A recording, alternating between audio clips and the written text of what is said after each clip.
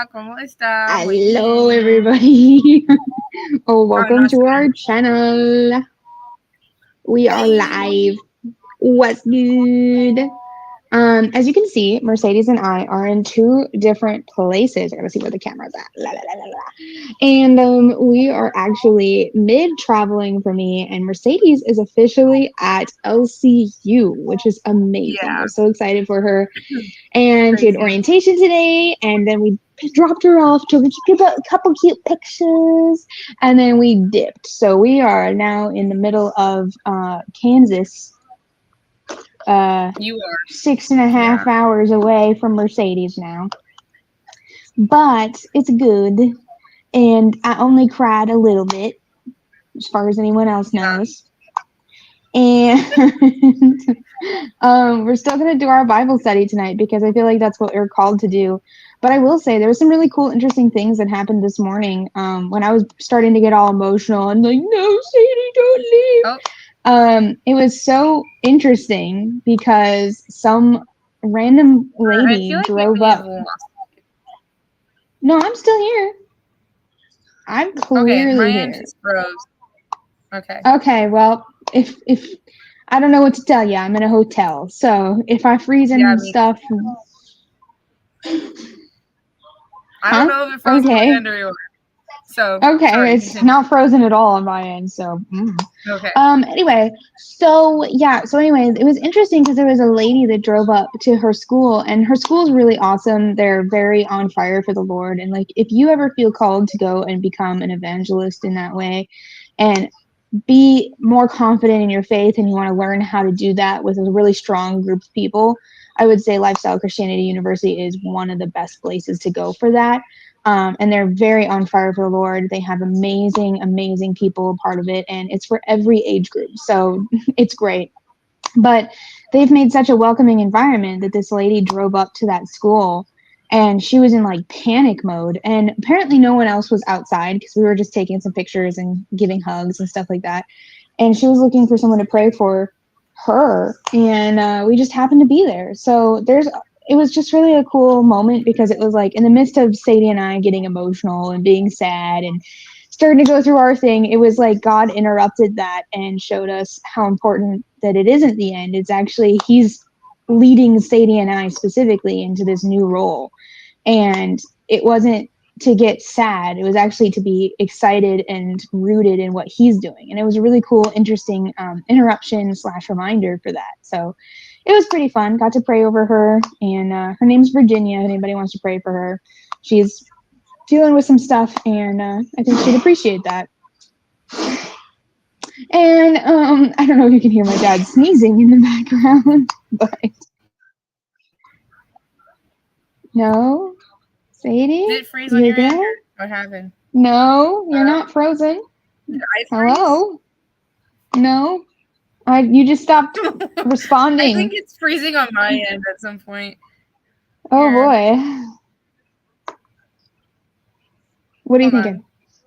I'm just trying to see Okay, if it's my end or your end that freezes. I think it is your end, and it's I probably think because it my is. transmission is getting sent out, and it might be a little pixelated and weirdness because I am Yeah, I in think a it's my end hotel. because you just froze again. So, Yeah, yeah. yeah. It's all I have good. So spotty Wi long Fi here. story short, yeah, you're good. So long story short, I think it's going to be cool to see how this next journey goes for both of us as we go into our two different ministries of sorts. And we're actually on our way back to our Colorado home, the three of us, my parents and I, to go and be a part of some things going on out there for a few weeks. And then I'll be back in Florida for my own schooling. So lots of good things. Yeah? God is so faithful. And I think that's partly why it's important to also do these Tuesday Bible studies. I was talking with Sadie, and we almost didn't do it today, but she really, and I agreed, we really feel like this is what we need to be doing. So fighting through it, even with all the Wi-Fi issues. So bear with us, but we're going to do this. So Mercedes, why don't you open us in prayer, Miss Thang? Okay. No yawning. No yawning. Oh, Oh, now it's just sorry. me. Oh, I'm trying to figure out the buttons. Okay. Hey, We're gonna go that's even indoors. better. Look at that. Now I can see you whole screen. Yeah. Not just a cropped All right. face.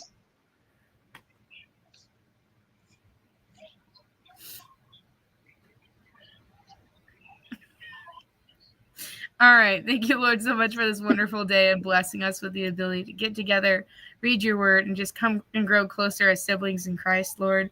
Kingdom siblings, I guess, is what you have us. Lord, just open our eyes and ears and hearts and minds to hear you and receive from you, Lord.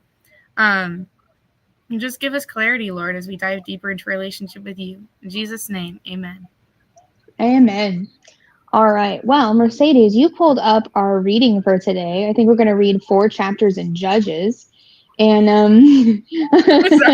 we're going to read, you're good. We're going to read 18, 19, 20, and 21, correct? And I believe those are the last 4 in Judges. Do you want to check? Yeah. Yeah, they are. Awesome. Perfect. They are. Well, why don't you go I ahead was double and checking all of that. why don't you go ahead and read 18? Okay. Judges 18. The Danites settle in Laish. Okay. I'm here. Don't In worry. those days, okay, I saw you disappear, and I was like, "What happened?" The Danites settled in Laish. In those days, Israel had no king, and in those days, the tribe of the Danites was seeking a place of their own, where they might settle because they had not yet come into an inheritance among the tribes of Israel. I'm gonna mute you. So the Danites sent 5 of their leading men from Zor and Eshtal to spy out the land and explore it.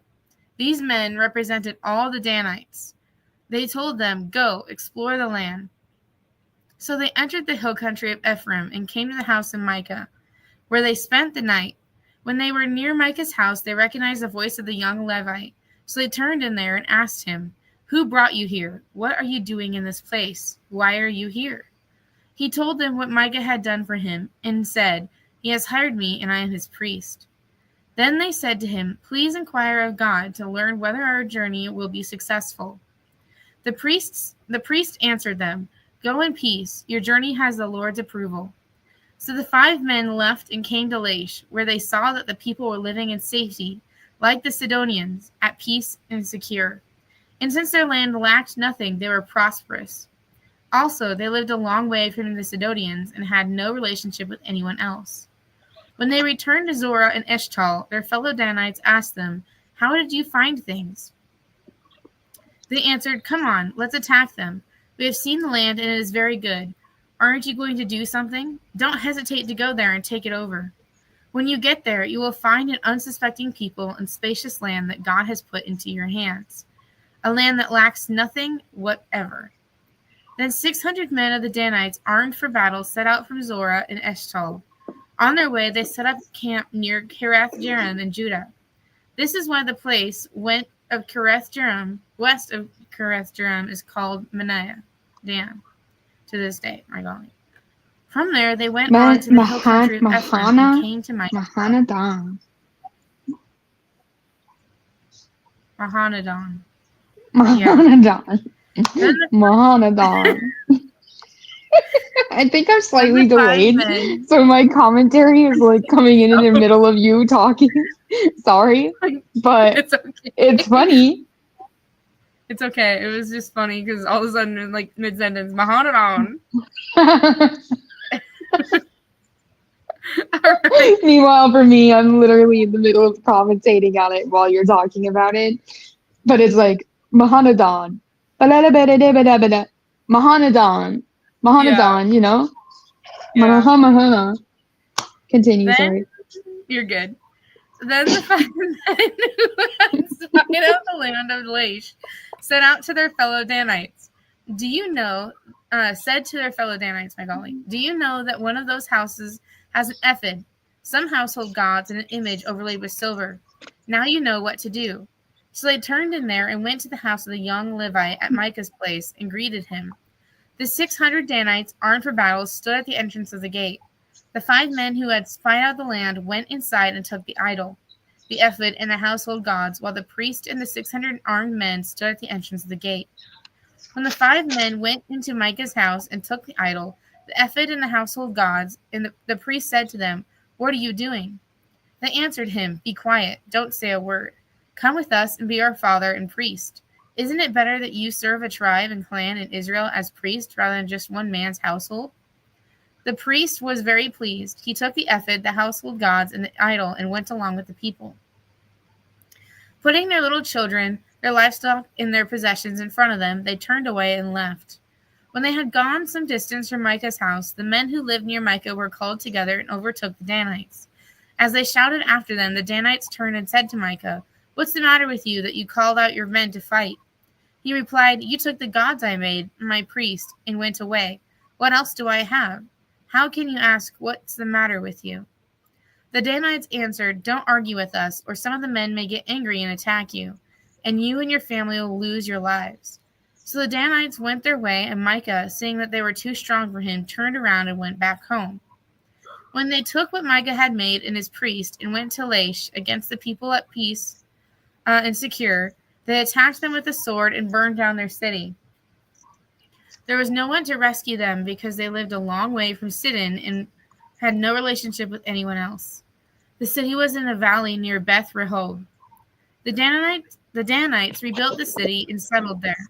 They named it Dan after their ancestor Dan, who was born to Israel through the city, though the city used to be called Laish. There the Danites set up for themselves the idol, and Jonathan, son of Gershom, the son of Moses, and his sons were priests of the tribe of Dan until the time of captivity of the land. They continued to use the idol Micah had made all the time the house of God was in Shiloh. So I have a different version of the Bible here. It's placed by the Gideons. What are those? The what? The Gideons. The Gideonites? The Gideons. It says it's placed by the Gideons. Oh, it's an organization that places Bibles in all hotels, is what Mom says. And prisons. Yeah. Interesting. I was trying to figure out what version of the Bible this is because it's like slightly different. It's in the wordings. What does it say on the binding? Nothing. That's the weird part. What about the copyright page? It just says the Gideon's International copyright page. Is that in the back or the front? Usually in the front, I thought. Yeah, I don't see. Because it has a bunch of questions, because obviously it's in hotels and stuff. What? Let's see. New King. Oh, it's New King James Version. Found it. Okay, that would make sense. Yeah. Yeah. Do you want to switch it over on your side so I can continue reading and people don't get confused for 19? I just learned something new. I got a wrinkle in my brain. Hey, Sadie, you're on camera doing this. Yeah, I was yawning. I'm sorry. I didn't think that through. I'm so sorry. Literally. All right. Just putting it out there. All right. The Levites' concubine. Okay, I don't have the titles on here, so if I miss them, I'm sorry. I'm reading it directly from here, so that if it lags on the screen, I'm not like, Yeah. All right. Chapter 19. And it came to pass in those days when there was no king in Israel, that there was a certain Levite staying in the remote mountains of Ephraim. He took for himself a concubine from Bethlehem into Judah. But his concubine played the harlot against him and went away from him to her father's house at Bethlehem in Judah, and was there 4 whole months. Then her husband arose and went after her, to speak kindly to her and bring her back, having his servant and a couple of donkeys with him. So she brought him into her father's house, and when the father of the young woman saw him, he was glad to meet him. Now his father-in-law, the young woman's father, detained him, and he stayed with him 3 days. So they ate and drank and lodged there. Then it came to pass on the 4th day that they arose early in the morning, and he stood to depart. But the young woman's father said to his son-in-law, "Refresh your heart with a morsel of bread, and afterward go your way." So they sat down, and the 2 of them ate and drank together. Then the young woman's father said to the man, "Please be content to stay all night, and let your heart be merry." And when the man stood to depart, his father-in-law urged him, so he lodged there again. Then he arose early in the morning on the 5th day to depart, but the young woman's father said, "Please refresh your heart." So they delayed until afternoon, and both of them ate. And when the man stood to depart, he and his concubine and his servant, his father-in-law, the young woman's father, said to him, "Look, the day is now drawing toward evening. Please spend the night. See, the day is coming to an end. Lodge here, that your heart may that your heart may be merry. Tomorrow go your way early, so that you may get home." However, the man was not willing to spend that night, so he rose and departed, and came to opposite Jebus, that is, Jerusalem. With him were the 2 saddled donkeys. His concubine was also with him. They were near Jebus, and the day was far spent. And the servant said to his master, "Come, please, let us turn aside into the city of the Jebusites and lodge in it." Did you leave, Sadie? Did I lose you? No, I'm right here. Oh, stay. Okay. Let's see, where was I? I was on 12. But his master said to him, "We will not turn aside here into a city of foreigners, who are not of the children of Israel, who we will go on to Gibeah." So he said to his servant, "Come, let us draw near to one of these places, and spend the night in Gibeah or Ramah." And they passed by and went their way, and the sun went down on them near Gibeah, which belongs to Benjamin. They turned aside there to go in the lodge in Gibeah, and when he went in, he sat down in the open square of the city, for no one would take them into his house to spend the night. Just then an old man came in from his work in the field at evening, who also was from the mountains of Ephraim. He was staying in Gibeah, whereas the men of the place were Benjamites. And when he raised his eyes, he saw the traveler in the open square of the city. And the old man said, "Where are you going, and where do you come from?" So he said to him, "We are passing from Bethlehem in Judah toward the remote mountains of Ephraim. I am from there. I went to Bethlehem in Judah. Now I'm going to the house of the Lord. But there is no one who will take me into his house. Although we have both straw and fodder for our donkeys, and bread and wine for myself, for your female servant, and for the young man who is with your servant, there is no lack of anything." And the old man said, "Peace be with you. However, let all your needs be my responsibility. Only do not spend the night in the open square." So he brought him into his house and gave fodder to the donkeys, and they washed their feet and ate and drank. As they were enjoying themselves, suddenly certain men of the city, perverted men, surrounded the house and beat on the door. They spoke to the master of the house, the old man, saying, "Bring out the man who came to your house, that you may know him carnally, that we may know him carnally." Ugh, that's gross. But the man, the master of the house, went out to them and said to them, "No, my brethren, I beg you, do not act so wickedly. Seeing this man has come into my house, do not commit this outrage. Look, here's my, oh, is this what I think it is? Is this like the same thing? Um, I think you might be thinking of this story of Sodom and Gomorrah, Yeah, but that's not instead of it this. being against angels, it's against this Dang, guy. this just repeats twice. This is repeating in the Bible? That's crazy. Who would So have much thought? like Okay. history repeats Maybe it's itself. like you really shouldn't do this or something. Yeah. Yes. Wow. Yeah. Okay. It's like almost word for word, too. Okay. Look, here's my virgin daughter and the man's concubine. Let me bring them out now. Humble them and do with them as you please, but to this man do not do such a vile thing. But the men would not heed him. So the man took his concubine and brought her out to them. And they knew her and abused her all night until morning. And when the day began to break, they let her go. Then the woman came as the day was dawning, and fell down at the door of the man's house where her master was, till it was light. When her master arose in the morning, and opened the doors of the house, and went out to go his way, there was his concubine, fallen at the door of the house, with her hands on the threshold. And he said to her, "Get up, and let us be going." But there was no answer. So the man lifted her onto the donkey, and the man got up and went to his place. When he entered his house, he took a knife, laid hold of his concubine, and divided her into 12 pieces, limb by limb, and sent her throughout all the territory of Israel. And so, And so it was that all who saw it said, "No such deed has been done or seen from the day that child." No such deed has been done or seen from the day that children of Israel came upon that the children of Israel came up from the land of Egypt until this day. Consider it, confer, and speak up. So basically, he was saying, "This is what happened to this chick. Are we going to stay silent or It's not?" it was basically yeah, it was basically like a testimony of like, hey, this hasn't happened since we came out of Egypt. Why is it happening now? Because it shouldn't be happening. That's disgusting. Like, I feel so disgusted. Yeah, I don't remember this. Okay, this it's is the what? disgusting. That's disgusting. Disgusting. Disgusting. Are Well, we let's getting any comments continue. about this? Is anybody commenting about this? Because if you're watching, you should be commenting disgusting.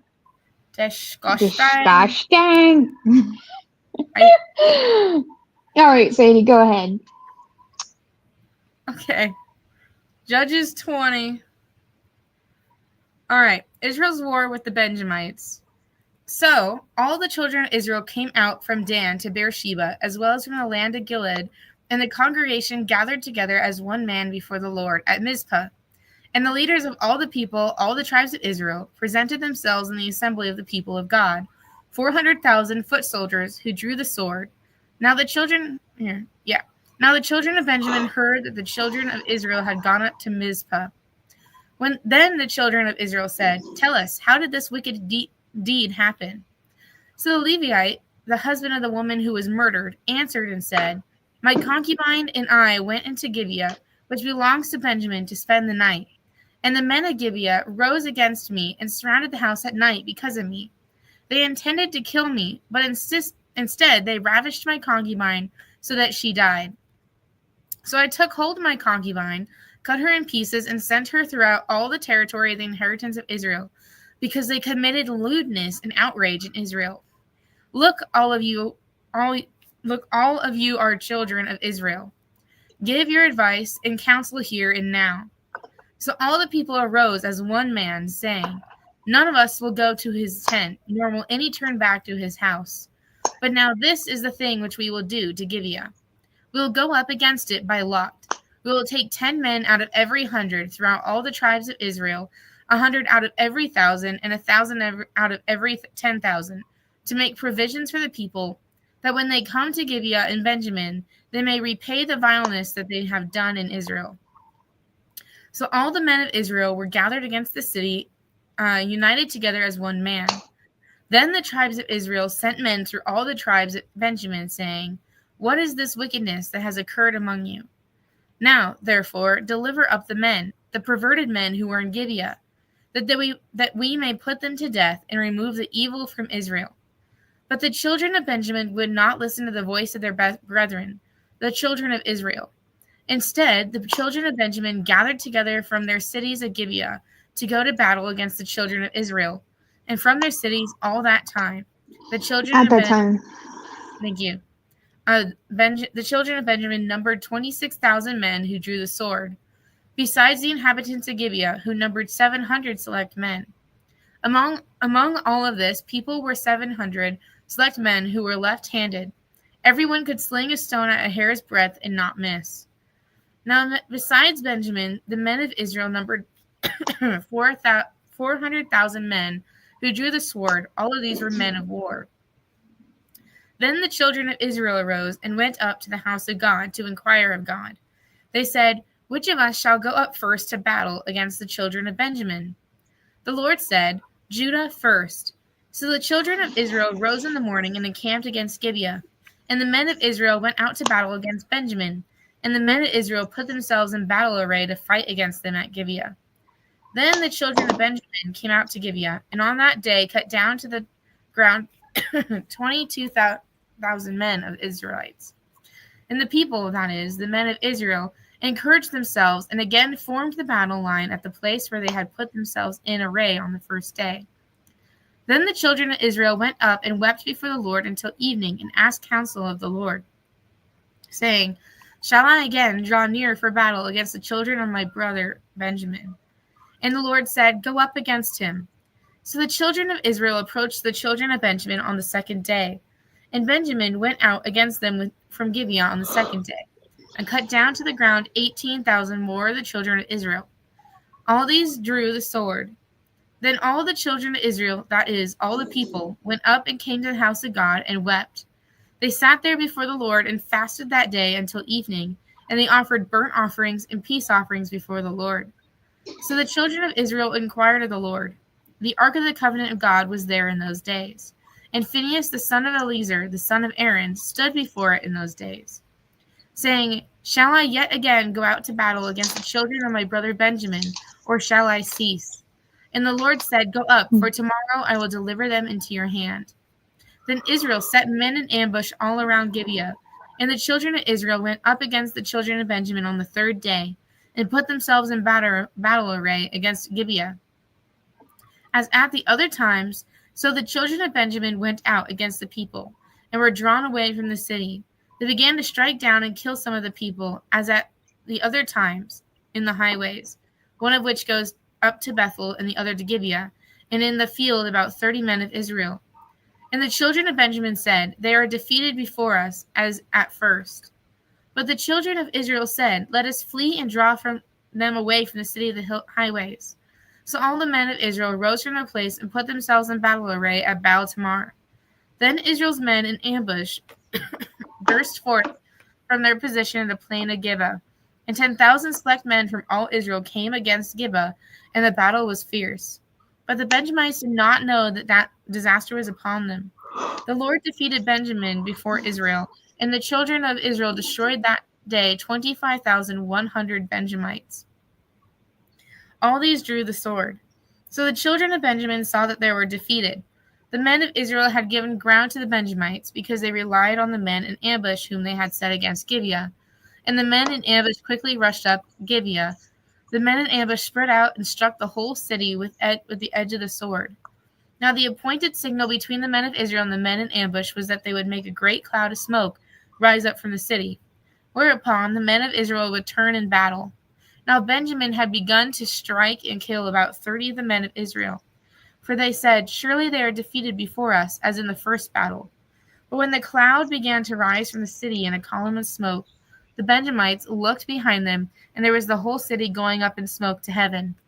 And when the men of Israel turned back, the men of Benjamin panicked, for they saw that disaster had come upon them. Therefore they turned their backs before the men of Israel in the direction of the wilderness. But the battle overtook them, and whoever came out of the cities they destroyed in their midst. They surrounded the Benjamites, chased them, and easily trampled them down as far as the front of Gibeah toward the east. And 18,000 men of Benjamin fell.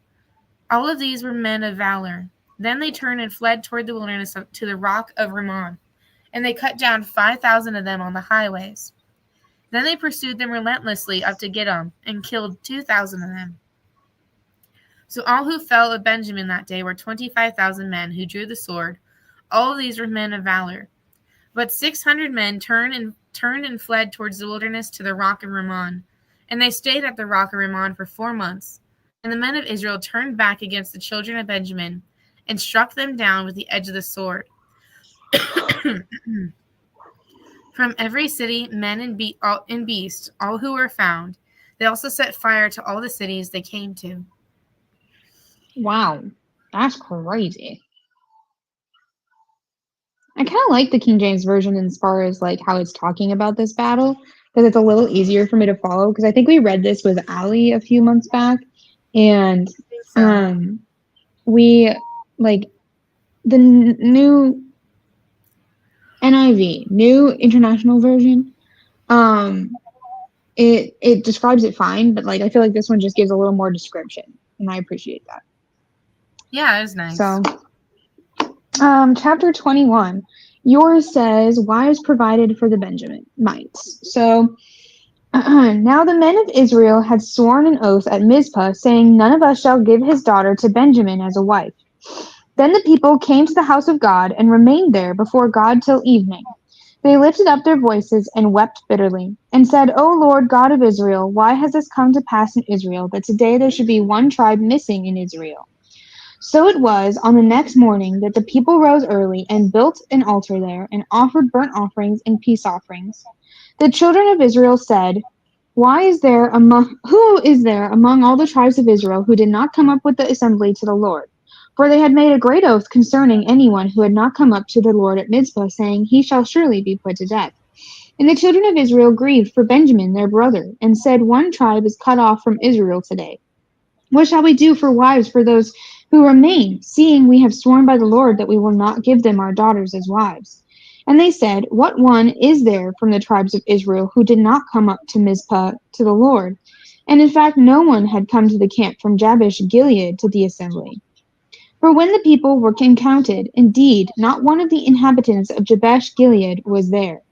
So the congregation sent out their 12,000 of their most valiant men, and commanded them, saying, Go and strike the inhabitants of Jabesh Gilead with the edge of the sword, including the women and children. And this is the thing that you shall do. You shall utterly destroy every male and every woman who has known a man intimately. So they found among the inhabitants of Jabesh Gilead 400 young virgins who had not known a man intimately, and they brought them to the camp at Shiloh, which is in the land of Canaan. Then the whole congregation sent word to the children of Benjamin, who were at the rock of Rimmon, and announced peace to them. So Benjamin came back at that time, and they gave them the women whom they had saved alive of the women of Jabesh Gilead, and yet they had not found enough for them. And the people grieved for Benjamin, because the Lord had made a void in the tribes of Israel. Then the elders of the congregation said, What shall we do for wives for those who remain, since the women of Benjamin have been destroyed? And they said, There must be an inheritance for the survivors of Benjamin, that a tribe may not be destroyed from Israel. However, we cannot give them wives from our daughters, for the children of Israel have sworn an oath, saying, Cursed be the one who gives a wife to Benjamin. Then they said, In fact, there is a yearly feast of the Lord in Shiloh, which is north of Bethel, on the east side of the highway that goes up from Bethel to Shechem, and south of Lebanon. Therefore they instructed the children of Benjamin, saying, Go, lie in wait in the vineyards, and watch, and just when the daughters of Shiloh come out to perform their dances, then come out from the vineyards, and every man catch a wife for himself from the daughters of Shiloh. Then go to the land of Benjamin. This is like the 12 wives, 12 wives or 12 brothers or whatever it 7 is. brides and 7 brothers. 7 brides for 7. Where did I get the 12 from? Whatever, it doesn't matter. Then it shall be, when their fathers or their brothers come to us to complain, that we will say to them, Be kind to them for our sakes, because we did not take a wife for any of them in the war. For it is not as though you have given the women to them at this time, making yourselves guilty of your oath.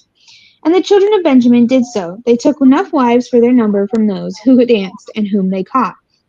Then they went and returned to their inheritance, and they rebuilt the cities and dwelt in them. So the children of Israel departed from there at that time, every man to his tribe and family. They went out from there, every man to his inheritance. In those days there was no king in Israel. Everyone did what was right in his own eyes. So, yeah, Wow. That was there it it. is, Judges. It's kind of interesting because this leads into Ruth really well, I think. I haven't Mhm. fully read Ruth, I think, all the way. I don't really remember much of it either. And like the last I read it was like in preschool or kindergarten or whatever it was at our old Christian school. So kind of excited to read that next week with you.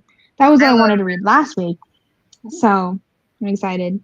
Ruth is really But overall, it's very interesting how repetitive certain things in the Old Testament are through different things that happen, but it's like similar circumstances. You know what I well. mean? It's Like it's different just like location, same kind of history thing. repeating itself to a certain degree is what it is. Yeah, absolutely. So very interesting. But I think it was really fun reading Judges with you. So thank you for doing that. Yeah, y'all here. Y'all need to go watch the classic movie Seven Brides for Seven Brothers. It's super good, and yeah, It's very similar plot it's to based. this. I think it was based off of that story. It was Seven Brides for That would be Seven interesting to know. Brothers, based on the Bible.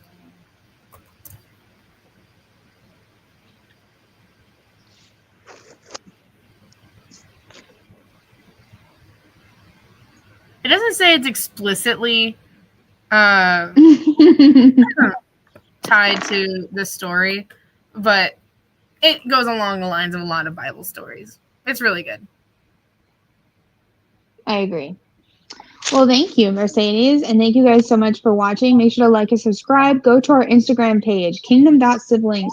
Join our group chat. Check out our events that happen every month. This month, we're taking a break. We had some personal things, but we have some great, exciting announcements coming up this next month. Mercedes and I are working on finishing up. We also have some great events getting planned and dates actually getting sorted out. We have some great things for the end of the year, so you really won't want to miss it, and we hope you guys do that. So go do that. Follow, subscribe, check us out every Tuesday. Bible study streams every Tuesday. So we'll see you guys later. Thanks for watching. Bye. Bye.